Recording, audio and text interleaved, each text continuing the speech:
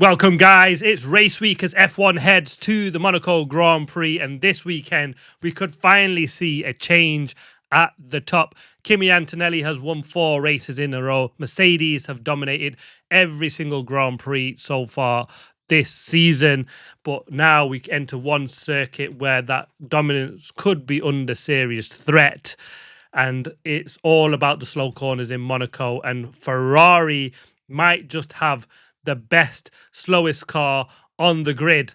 Can Kimi Antonelli make it 5 wins in a row? Can Ferrari end Mercedes' dominance in 2026? And Gucci enters Formula One. It's very Monaco. Let's go through everything that you will need to know ahead of the weekend before F1 takes over Monte Carlo. Let's get to it. Just quickly, guys, if you enjoy the video, please hit the like button. And if you are new to the channel, I'd appreciate a massive subscribe button hit from you guys. 95+% of you guys that watch this channel are not subscribed, so I'd love for more of you to join and continue watching in future content coming forward. So if you can hit that subscribe button, massively appreciated. Kimi Antonelli has been the man on everybody's lips for the last few Grand Prix. He's been taking over Formula One. Forget rookie season, forget future potential, forget give him time, but this is Kimi Antonelli laying down the gauntlet to say, look, I'm ready to fight for a world championship. He came to Canada where we were all talking about this is George Russell's track. He's going to be the man to beat. And he wasn't talking like George was talking, was he? In Miami, where he was, this is George's race, and you know, or Kimi's race. I don't do well around Miami. Canada was meant to be George Russell's race, and Kimi went, we'll see about that one, because he fought him every single corner around that circuit. And while he came out with the victory on top with George's DNF, that's a huge move in the championship table for him. But honestly, if he makes it 5 race wins in a row, that would be a completely different statement that he makes to the entire sport and not just within the Mercedes garage, because winning here is not just about the top speed, it's about precision, patience, pressure. And in so far in 2026, he's not shown many weaknesses at all.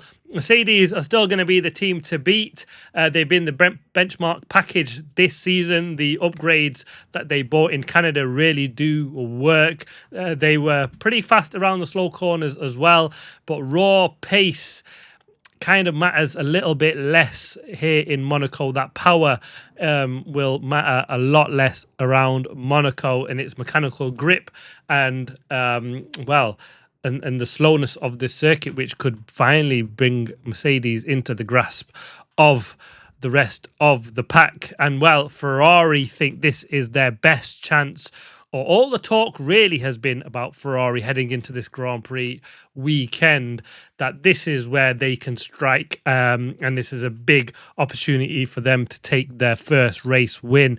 It was on the lips of everybody at Mercedes, everybody at McLaren, and an awful lot of people around the grid that actually Ferrari are going to be difficult to beat around Monaco. They're going to be the team to watch, because so far this season they've been absolutely exceptional around the low speed corners all season. Strong rotation, strong traction, really good front end grip. In Canada, it's where they really bridged the gap that they had to Mercedes around that circuit. And well, the big issue that they had was the power. They'll be helped by that smaller turbo. It kind of hides a lot of the weaknesses in the Ferrari car, does Monaco, and which really should see them be the one that take the fight to Mercedes. But we've been disappointed with Ferrari before, but this could be a big one. And Charles Leclerc, home favourite, hometown boy, has traditionally gone really, really well around Monaco. Lewis Hamilton on a strong reign of form at the moment also. It'll be really, really interesting to see how Ferrari take the battle to Mercedes, or are we just looking at thin air, and just is it a little bit of hopium for Ferrari fans that they can finally do it here? We'll find out soon enough. In other news, we've got the Gucci Racing Alpine Formula One team. Yes, Gucci, the luxury fashion giant. It's the first time we've seen a massive fashion house be a title sponsor for Formula One, and they've chosen the perfect timing to announce that the Monaco Harbour, Gucci fashion brand, luxury fashion, Formula One. It's just perfect timing on all fronts with that announcement of Gucci Racing and Alpine, the gold and black logo. Take a look at this one. Rumours are and suggestions are early doors that the car will have a strong black and gold feature to the colours, but Alpine are keen to hold on to the Alpine blue, which might disappoint an awful lot of race fans. I kind of wish it does go black and gold, a bit like the old school Lotus, which looks absolutely phenomenal. But yeah, a brilliant news for Alpine. Really good for Formula One to see a big brand like that. And I, for one, cannot wait for the F1 merch. I think I need to start filling my wallet now and saving for what they might produce next season.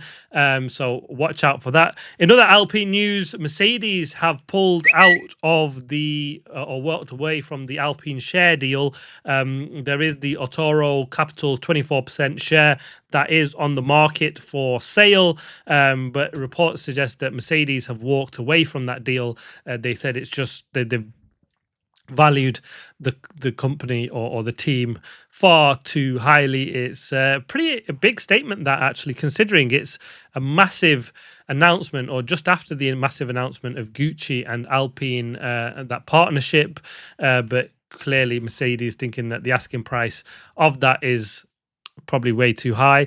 I don't think that'll be the end of the story, because really, like, you might have heard Gunther Steiner talk about this and other F1 journals and team personnel. This is the one big opportunity before the concrete agreement might change, where you can own a second team. And we've seen the benefits that Red Bull have reaped with that, with the Racing Bulls, and Mercedes will probably like to do that with Alpine.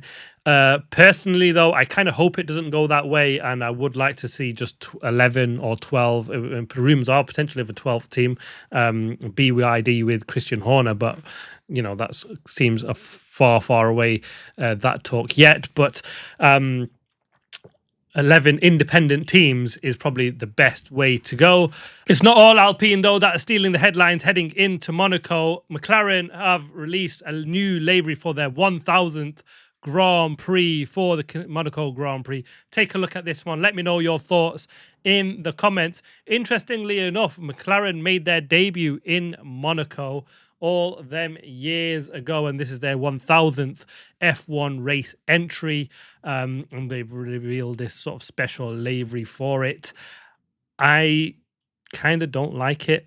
It just seems a bit too bitty and breaky uppy. I'm not sure what they tried to achieve with this one. It's not a great special like we've seen previous. I think one of their best ones was the Gulf McLaren one-off specials they have done on this one. But let me know your thoughts on it. Do you like it? Do you hate it?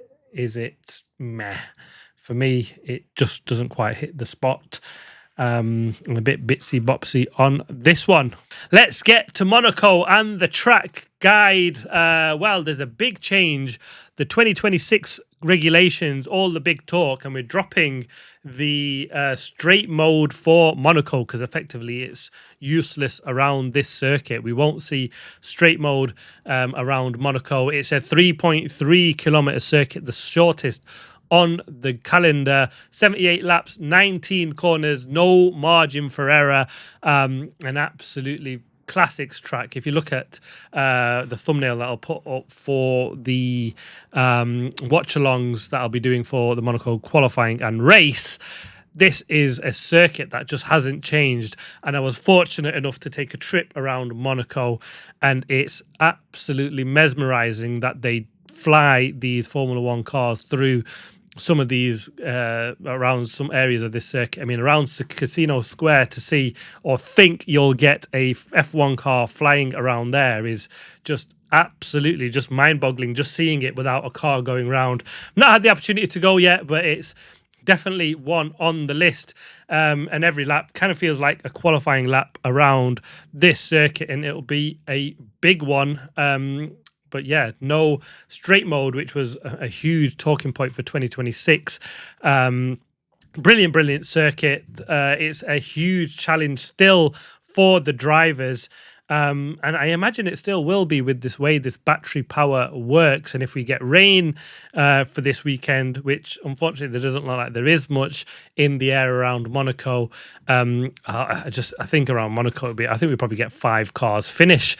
In terms of the tyres, it's the standard C3 for the hard, C4 for the mediums, and C5 for the softs from Pirelli. Strategy talk. Well, we don't have this crazy mandatory two-stop strategy we saw last year. I mean, that didn't work at all, did it?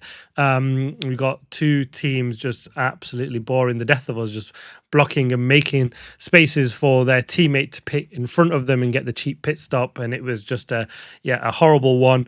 But yeah, pretty much a one-stop strategy. Safety cars.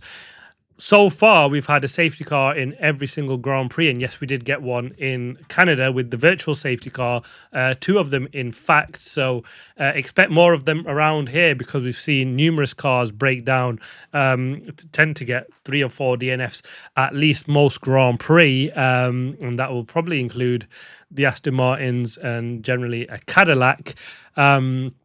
So watch out for them. Well, the big story really is all about Monaco, and can Kimi Antonelli make it 5 wins on the bounce as I get to my predictions. Well, it's strange because we're not talking about Charles Leclerc, Lewis Hamilton, Max Verstappen. It's the man is Kimi Antonelli, and can he make it 5 wins in a row? And will Mercedes remain on top, or will Ferrari take the fight to them? Well, let's get to the qualifying predictions. And for P3, or the top step, really, I always start with pole position. I've gone for Kimi Antonelli. I think with all that maximum confidence, and he's got the whole momentum with him at the moment. And if you hear and listen to Peter Windsor, he says Kimi is exceptional in the slow corners in this Mercedes, and Monaco's full of slow corners. So I expect him to take top step. I've got Charles Leclerc, homeboy favourite, to make it in second. Ferrari will be quick around Monaco. Fingers crossed on that. I just don't think they'll have enough for the win. I could be proven wrong, and may well be on that one. And I've got George Russell to come home in P3. For the race, I've got to finish it in that order. Kimi Antonelli to take 5 in a row. Mercedes to remain unbeaten. I just don't want to get the hopes up with Ferrari and put my neck on the line and say, yeah, Ferrari won too. But boy, would I absolutely love it if that happened.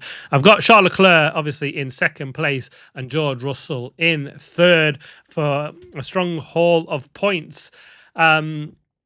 But yeah, it should be absolutely spectacular this weekend. I think it'll be a better weekend for Aston Martins going into this weekend. The car, obviously, or this circuit, clearly doesn't rely on engine power. And Adrian Newey's design might help them around this circuit. I don't think they'll break into the top 10, but we might see a spectacular 12th, 13th place from Fernando Alonso. So watch out for a good weekend for them.